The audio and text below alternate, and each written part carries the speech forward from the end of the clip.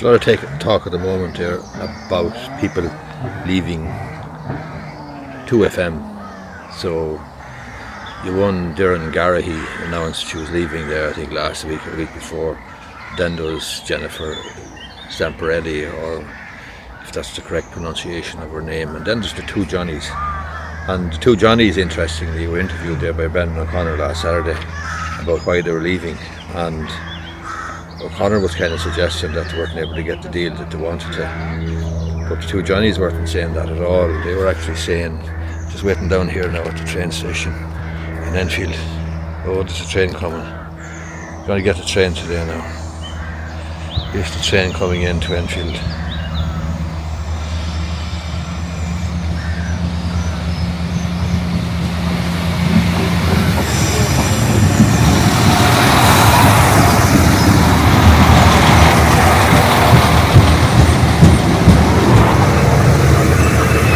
Brendan O'Connor was suggesting that the reason the boys were leaving was because they weren't getting the deal that they wanted, that negotiations were unsuccessful and so on. But the boys made it clear that they felt they were doing too much, they were working too hard, they had too many things in the fire, and they were burning both ends of the candle essentially. They were working 7 days a week for a long time. But one of the things that they wanted to do was to go back and concentrate on their podcast. And they started off with a podcast, and they were going back to concentrate on the podcast. And I saw or heard other discussions then from people online about the power of a podcast. And just the train here now, I'll just get this before they go. Train going to go to, I think it's Conley is going to, so it should be taken off there soon.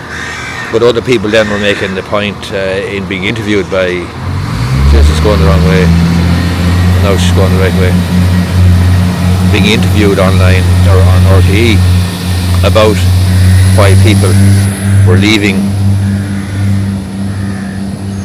was because of extracurricular activity. Other events outside RTE, for example, people wanted to work on their podcasts and so on and so forth.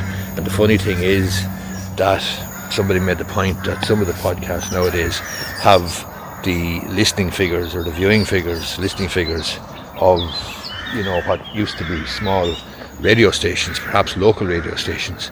That podcasts now are so successful, and people are so successful in building an audience, building a tribe with a podcast, that you know, there is significant value in it for everybody, for the podcasters, for advertisers, for the audience.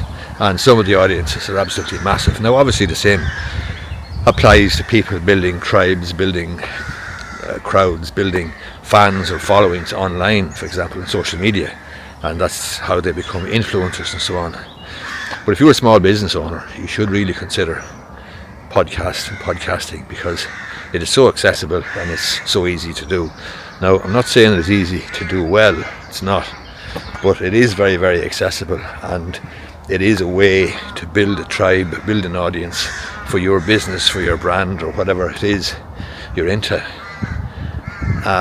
My podcast is the Irish Law and Small Business Podcast, and it is growing very, very nicely, very steadily.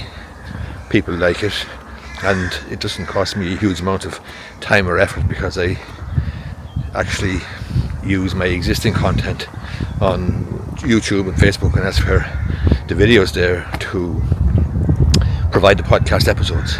So I really have no work to do once I make the original video. I upload it to YouTube, I upload it to Facebook and Instagram and so on, but then I upload it to Spotify, and that's where my podcast is located, on Spotify. Now you can listen to the podcast on other sites as well, wherever you might listen to podcasts, for example iTunes and anywhere else. But it's the Irish Law and Small Business Podcast. Have a look at it and consider yourself, if you are a small business owner, consider starting a podcast. Now I want to have a look here at this little signal cabin, it's called. I'll show it to you there now. Here it is now. Enfield signal cabin. Here we go. You see the name there.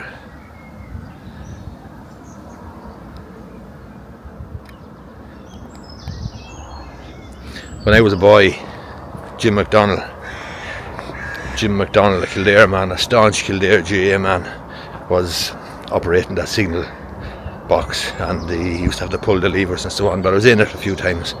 My grandfather used to go down and play cards with him there, and a few other local men. It hasn't been in use for years, obviously, and everything, I suppose, is electronic now, but back then they were reliant on Jim McDonald to pull the levers and switch tracks and so on. And as I say, I was in it when I was a kid, when I was a boy. Jim then had one of those railway carriages up in the station yard, very, very attractive railway carriages. I must show you now, actually, when we go up there. There's the cottages there now on the right hand side.